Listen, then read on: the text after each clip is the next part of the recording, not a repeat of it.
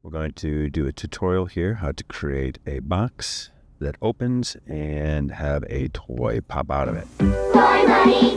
Look for Toy Money coupons on specially marked packages. So in order to do this, we're going to need to have a toy, and then we are going to create a box. So the first thing we have to do is we have to create a timeline sequence. So we're going to go to File, New, Sequence.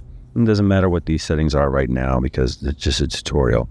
We'll call this toy box. Okay. So what we're going to do first of all is that we are going to draw a toy box. And we're going to do that by clicking on the rectangle tool. And we're going to draw a box. And when we draw a box, we're going to see that it is pretty plain. I want to show you a quick way to create some colors in the box. And then, of course, you can always make whatever changes you need to for yours. So I'm going to go to the Effects panel, and I'm going to type in Gradient. I'm going to find the effect called the 4-color gradient. Now, when I'm applying effects to a sequence or a block, what I can do is I can take it and I can drag it and I can drag it right onto the block. Or what I can do is I can take it and I can drag it and I can drag it over here in the effects control panel. Or what I can do is I can just double click it. And you'll notice that it just appears in the effects panel. So any of those will work. And what you should see here is that we've got a series of colors here. You're going to notice that it was called 4-color gradient, and there are 4 colors over here: yellow, green, pink, and blue. So you can change those colors by clicking on the box and then changing the colors themselves. And you can change how much of the color that you see in the block here. All you do is you just click on any one of the words, say point, and you'll notice that now it gives you 4 crosshairs in the corner. Well, if you drag that to here, what it will do is it will change where you see those colors. And so now you should see that those colors are a little more even. If we change this back to yellow, you'll see the contrast. And so now it's a little more even here. And that's just one quick and easy way to add some interesting, fun color to your box. So we have our gift box bottom here, and next thing we need is a gift box top. And so what we can do is we can just draw another box.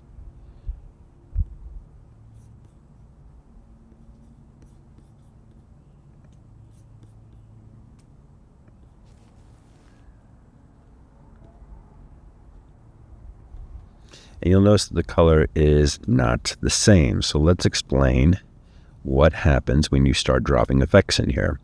So effects work in layers, which means that anything on top is going to take precedence or cover whatever's underneath it. So what we have is we have shape 1, which is our big box.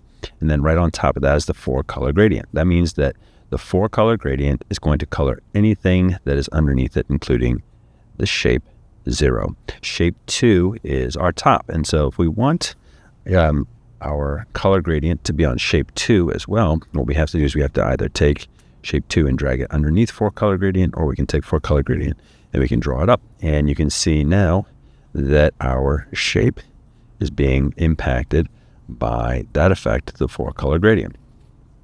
All right, next thing we are going to need is our toy. So we're going to want to go back to our project, grab our toy, and bring that right on top.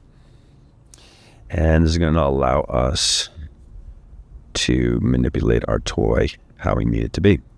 So I'm going to grab my selection tool. I'm going to double click on Hulk, and I'm going to put him in the box. You're going to see that he is a little too big, and he's going to pop out of the top before we open it. So what we can do is we can shrink it by holding onto one of the handles and making him smaller.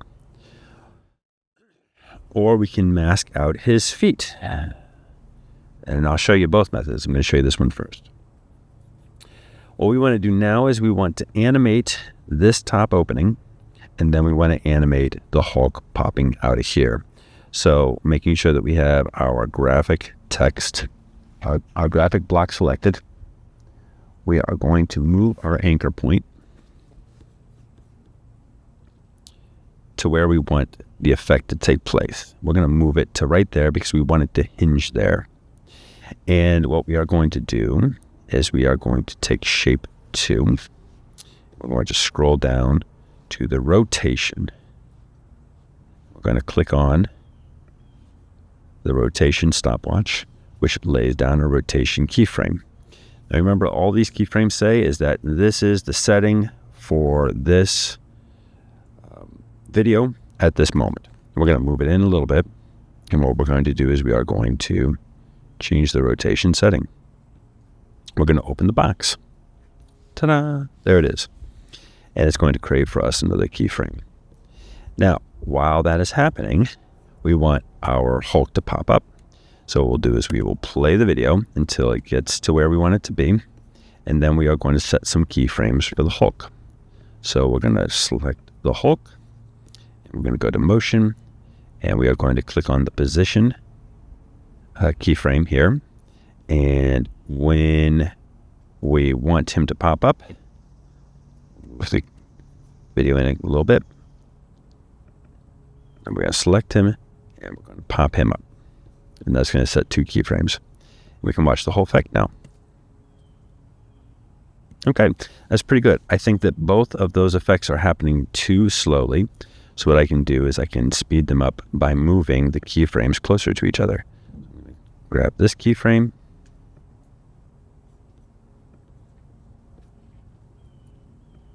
Move it closer. And then I'm going to take this here, and I'm going to grab that keyframe and move that closer. And let's see how that works. That's a little quicker. That's a little nicer. All right. So last thing that we're going to do here is we're going to make it so that he is coming out of the box instead of in front of the box. And just like the layers before, it's important to know that whatever is on top is going to cover whatever is on bottom. So right now, the Hulk transparent block is on top of the graphic block. So all we do is we just take the graphic block, move it up, and now we see that Hulk is hidden, and then we click it, and pop, there he is. Now that's one way that we can make the Hulk pop out of the box. But in order to get it like this, we had to shrink him down because otherwise he was too small or too big. I mean, he would hang out the bottom. So let's reset a couple of things here, including reset his size to where it was. And let's actually make him a little bit bigger. Now, we don't want him sticking out of the box, so we're going to hide him in the box. And now we have his feet down here that are sticking out of the box. We can't have that. So what we're going to do now is we are going to create a mask or cover his legs so you can't see them.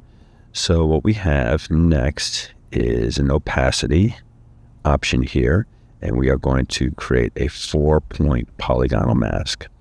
And you're going to notice that what it has done, it is as cut out a little part of the Hulk. Now, that's not what we want. We don't want it to cut out part of the Hulk. We just want it to cover a part of the Hulk. So what we're going to do is we're going to say inverted, and we're going to change the shape and size of this mask. So we're going to bring it down to about here, and then we are going to move these points over.